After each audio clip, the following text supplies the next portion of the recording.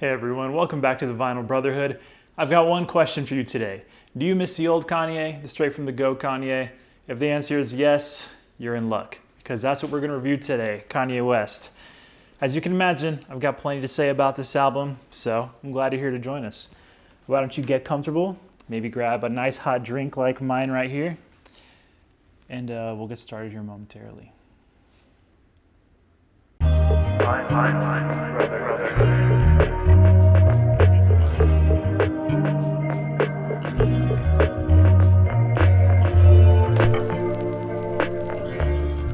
We've decided to branch out today, and as you can see, we're doing that by covering one of the most mainstream and successful artists in history, certainly one of the most successful rappers. Still, I will begin with a brief disclaimer. I'm approaching this review as a total outsider. For 9 out of every 10 Vinyl Brotherhood reviews, I like to think that I know my stuff, at least to a respectable degree. But this video is going to be a bit different, and I'm asking for a reasonable measure of grace and patience, especially if Kanye West's output is your thing. I guess you can kind of see this video as like a reaction vid of sorts. I'm just going to describe my experience to you and offer my honest impression for whatever that's worth. And now I can't say that I do know enough about Kanye to know that he has been a historically polarizing figure, more so at some points in time than others. And I'm not gonna lie, my curiosity has gotten the best of me. I'm familiar with a handful of his hit tunes. Stronger, Gold Digger, and Heartless come to mind. And while I don't love all of his work, the songs I have appreciated in the past have made him a more than suitable candidate for an official Vinyl Brotherhood review. And what better place to start than with his debut record, The College Dropout, from all the way back in 2004. Man, what a different time that was. I've always said, only half jokingly, that society peaked in the early aughts, so let's take this album to the record player and see if The College Dropout lives up to that lofty standard. She says she wants some more, some new bedrooms, a little Anita, but definitely said this party alright.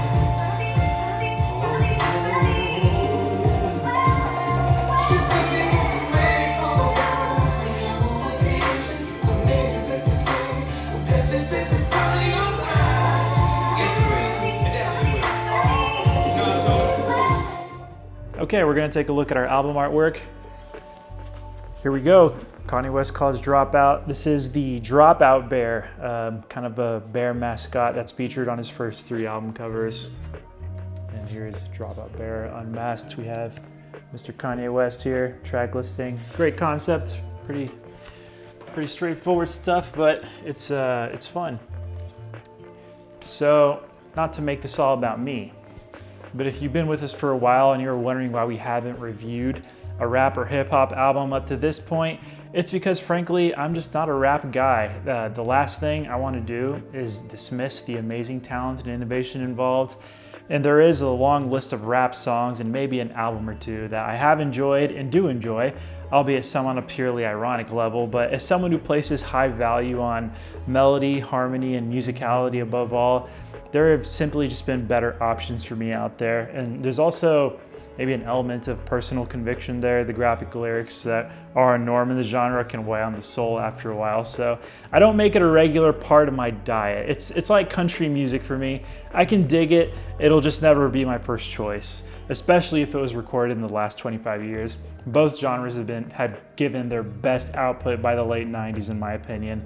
But Kanye West nonetheless provides a counter argument, and at his best, I suspect, assert some sort of dominance. No doubt with an album like The College Dropout, there'd be no foundation and the floor would surely give out for the influence the up-and-comer attributed to Kanye West and his mother. Donda played a big role in education, and TA, she probably is an endless source of inspiration, innovation going back to 1999. He produced A College Dropout in 4 years' time. Reputation on the line, everything is just fine, because right off the bat, the first song is hecka sublime. It's titled We Don't Care, in which Kanye describes an upbringing of hardship and dealing to get by. It's presented in a sing-songy, somewhat satirical manner, which initially caught me off guard, but mostly it's a backing track that I found so delightful. In a way, this is very common for the College Dropout, But Kanye samples some 70s R&B as if he knows how much I enjoy the stuff.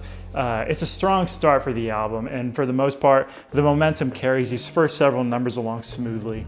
Alpbald's Down's acoustic-infused instrumental is interesting and hook-laden and perfectly complements the somber mood of the lyrics. Kanye touches on a lot of the album's major themes, such as like hardship, social frustration, with perceived norms like attending a university and whatnot, and materialism and how it can be used as like a bandage on our insecurities. Both musically and thematically, it transitions nicely into Spaceship. I wasn't as blown away by the music on this one, but I think the final product was still engaging, mostly due to Ye's personal and relatable lyric in which he daydreams about escaping his graveyard shift on his spaceship. Normies might remember Jesus Walks from the Jarhead trailer. That's where I first heard it, and you better believe I've listened to it a time or two since. It's a brief but incredible track where we find Ye lamenting the cycle of hatred and violence in Chi-Town and crying out to Jesus for strength and clarity. Donda West tells Kanye that only Jesus can save us, and I would echo that sentiment in the plainest, least ironic reading of that statement as is possible. Every aspect of the song is rock solid, from Kanye's impassioned performance to the intensity of the iconic military chanting of the haunting children's choir. Never Let Me Down was nearly as memorable in my opinion. Sorry if you like it, but I found Jay-Z's presence a little obnoxious. Like, it's not even your song, dude. Just take it down a notch or two. On the other hand, Get 'Em High and the new workout plan were significantly more engaging entries. We've got earworms all over this middle portion of the College Dropout. The new workout plan is an interesting novelty in and of itself. Kanye proposes his summer workout plan to the women in his audience, encouraging them to get in shape for the men in their lives.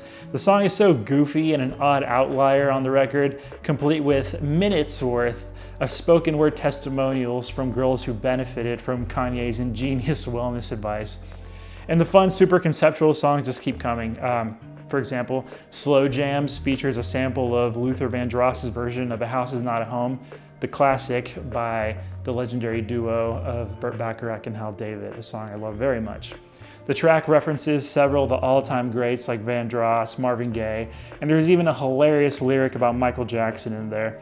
Slow Jams was a Billboard #1 hit for Kanye, but it was also a success for Twista, who contributes a verse. I know the guy from the song Kill Us All, and needless to say, his mastery of the craft is quite a thing to behold.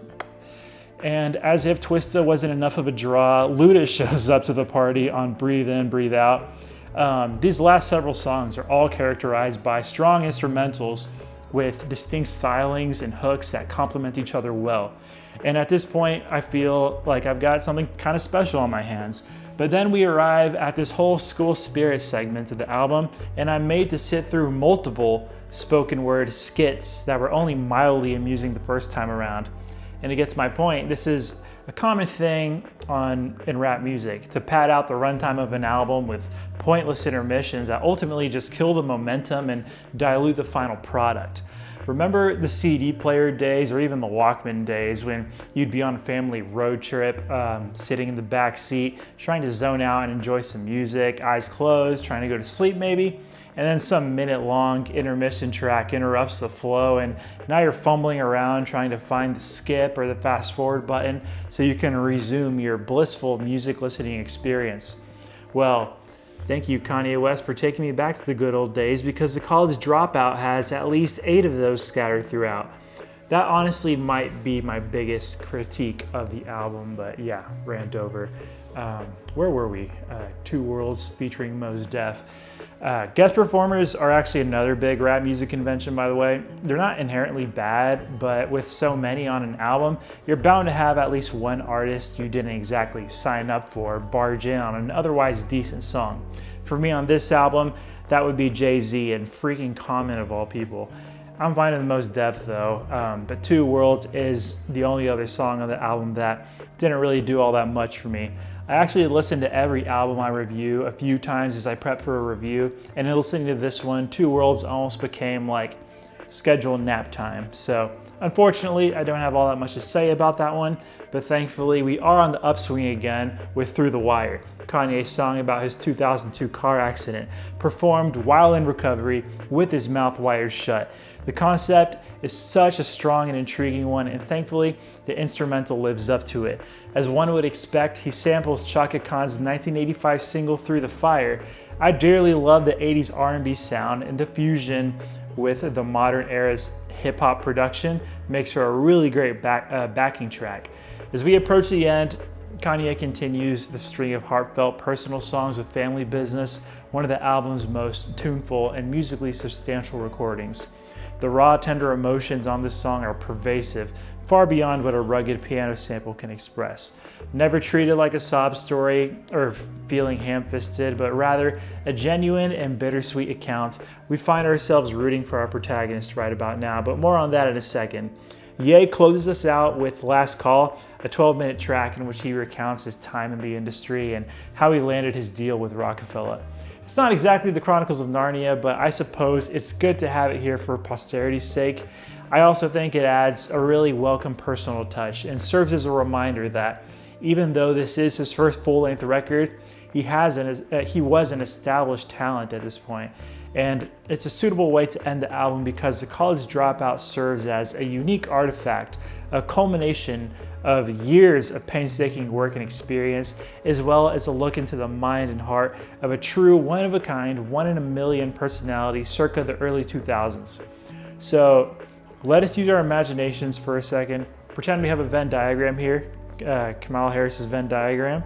If this were 2004, Kanye's worldview, morals, life experience, politics, etc., and these were mine over here, I'd say there might be like an 8 to 10% overlap between the two circles.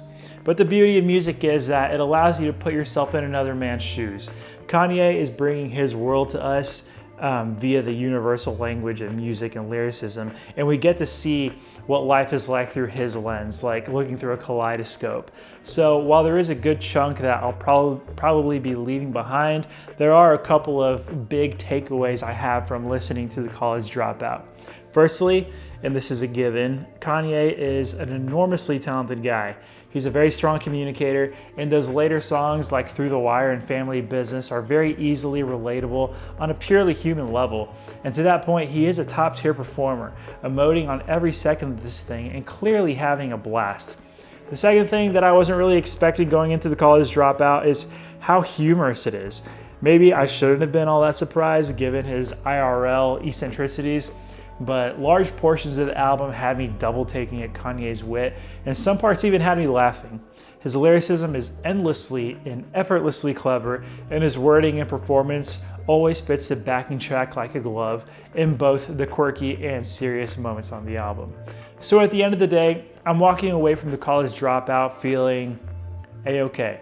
I found it to be highly entertaining, challenging, original, and honest. And regardless of the genre or the medium, I'm usually not asking for much more than that.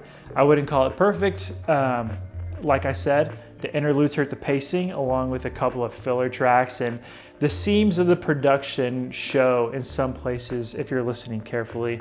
But when I look at the whole forest, I'm not as bothered by a few bad trees. So I think we can go ahead and wrap things up there. I have a couple of final thoughts to leave you with. And of course, the official Vinyl Brotherhood score for the album. So let's grab our LP and head on over.